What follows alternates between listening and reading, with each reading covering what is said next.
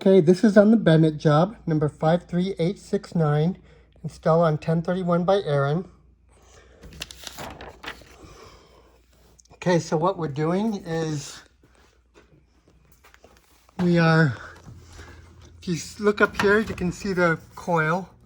It's the bottom of a like a mobile home type furnace. So we're leaving all the equipment. I have a cut line, so you're going to cut it at the floor. This is 14 by 14 duct. I made you a 16 by 16 duct with 1-inch flanges in. So it's going to go in the same place, but 1 inch, you know, the inside of the flanges will be that. So you get the idea. Okay. So then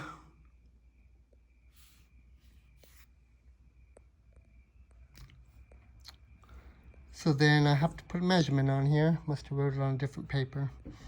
You have this starting collar right here. Goes 16 by 16 to 25.5 by 16. And then I have a piece of duct, and another piece of duct. And then so this is all the side view. And then a transition. It's going to get me tied against the ceiling. All this is 1 inch down from the ceiling, by the way. That'll get me tied against the ceiling. And then a piece of duct. And then the damper is going to go right after this takeoff. You're going to have added damper in the existing duct. In the duct. And then put a 90 on the end of that. So I did that because your duct is in here and you have a heat vent in this room. So that's the only way I could get a damper on there. You're gonna have to put your top takeoff just right before the turning vanes to get over to that one above it. Anywho, so that's the side view. Then I changed the top view right here on this. So this is side view, but then this is top view. So don't get confused by that. So up the side of the duct, we're gonna have that transition to split into two. We're gonna have two 16 by 8 dampers. 8 by 16 dampers. The motor's going to come out the bottom. They'll build an access door there. And duct just as it shows. Here, you know, you're going to have damper coming out this side and one that coming out this side. And then they're going to make an access door here. Right here, your access door is going to be, you know, over here. And they know this. This is a stackable washer and dryer room. So, and then this is a closet. Anyway, so your line set, you don't have much room. He said that we could probably notch this joist and get it up over, and then notch this one where we need, and then he'll get rid of these headers and redo them, and we can just push everything up, if that helps, because you don't want to, it's either that or cut it, push it up and drill through and then reconnect it over here. But if it were me, I would notch the joists if I could, the bottom of them, and put a nail plate or something. Okay, also, this drain here is going to have to be rerouted. So you're going to have to go through and drop it down this wall, and they'll have to tie it into the plumbing stack for the washer and dryer. The plumber will have to. Okay, I'm sorry, I'm going to speed this up. So duct just as it shows. Okay, so when you install this, the builder wants to put 2x4s on the side. So I measured this and it should be 2 inches out from the wall. So we can get a 2x4 in there. So he wants to do it on everything you do before you put up the duct. He wants to put up the 2x4 ledgers. Here, here, and here. And here, and depending here, he said just leave it as is. We can probably just screw the sheetrock to the bottom of the duct if needed on that. Anywho, okay, so on the vents, we are ripping out all the existing ductwork, but we are leaving the boxes for the main floor. Like 5.5-inch down boxes.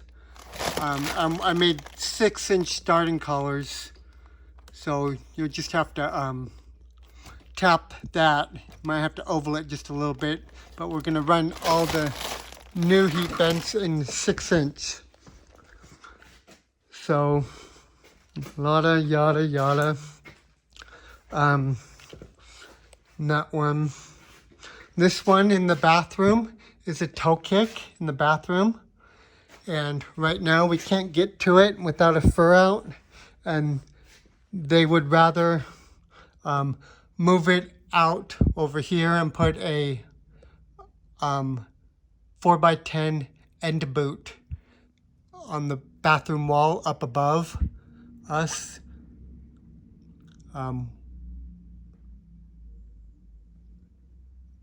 Let's see, 4x10 end boot. Yeah, they have a white register in there right now. Okay. So yeah, so we'll just come off straight. But this one in the office, that's going up. It's actually going into the top floor bedroom. We're going to have to come off our duct over here. And we can cut through all these headers. We got permission to do it, but it is probably 6 inches thick of wood. So you're going to need a 6-inch, make sure you have a 6-inch hole saw. Because everywhere you come out, it's going to be a big drill. Anyway, come over, 90 down, 90 over, up, well, 45 and 90, up and then over and tap in. Okay, otherwise, just tap them all into the existing boots. Except those two, this one right here is a toe kick, so we're just dovetail the 90 and tap it in. Okay, it's the main floor, so don't mind my drawings. I'll try to do them a little more organized if I need to. So the basement drawings, I'll get the plan and write this on the plan. I just don't have a copy of the plan right now. But a vent in the laundry room, I talked to the builder and he doesn't think we need one. So we'll probably skip it since we have a vent right here, right in front of the door. If we did have to get one in here for some reason, hold these dampers as close to this duct as you can here. And then we might be able to cut in a 4x10 right on the other side of it. But I don't think so. I think we'll probably just skip that one.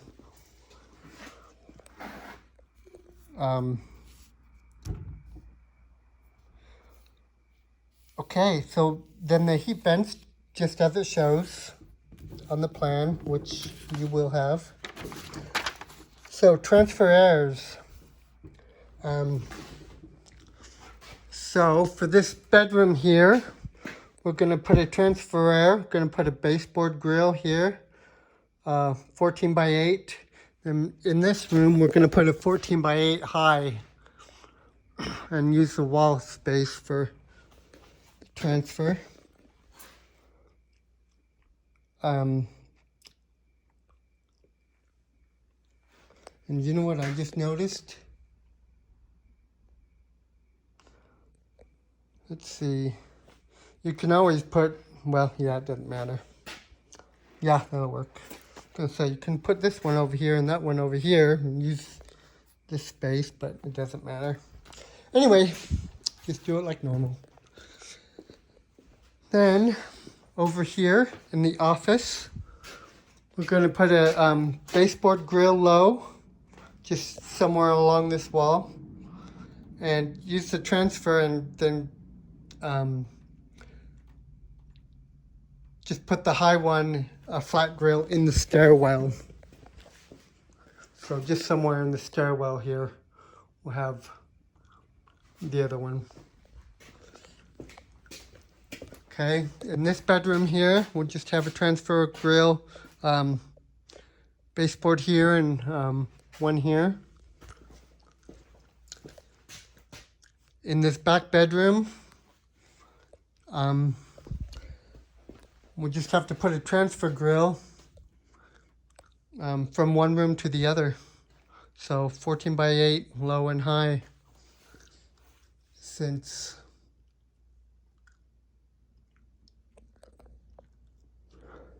that's the bathroom wall, and this is the only wall to here. Well, let's see. 6. I put a 6 by 14 flat above the door, depending on how high the door is. So keep that in mind. That would be better. And you know what? Maybe we should do that on both of them. Let's see. Well, can't really on that side. Oh yeah, we could. Anyway. Yeah, let's just plan on putting transfer from one room to the other, and then this one out to the main hallway. All this return air is going to have to go up the stairwell and make its way to the unit, because there is no return air on this system other than the furnace room up above. Okay. So, let's see here. Okay, so install 2-zone system, main floor zone 1, basement zone 2. Leave all equipment as is. Reroute drain to basement laundry room drain. Plumber will need to tie in. Reroute line set as needed. Notch joist. I did get permission to notch it, just if that'll work for you. Otherwise, you'll need to get a filter dryer and do that whole thing. So you're going to run the exhaust fans out in the bathroom. So just one in the toilet room, up and out, and one in that toilet room, up and out. Going to put a, in the dryer, you're going to run this dryer vent up and out the wall. You put a 2x4 dryer box.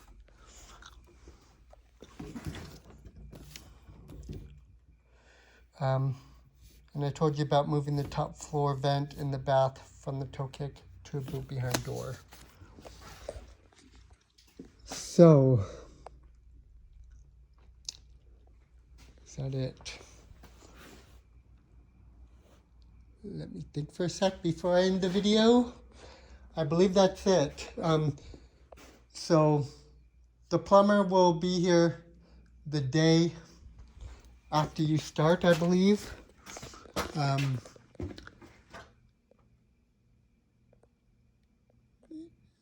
But other than right here in the furnace room, which you may be able to push up and get out of your way. That's the only place I see that the plumber's really in your way.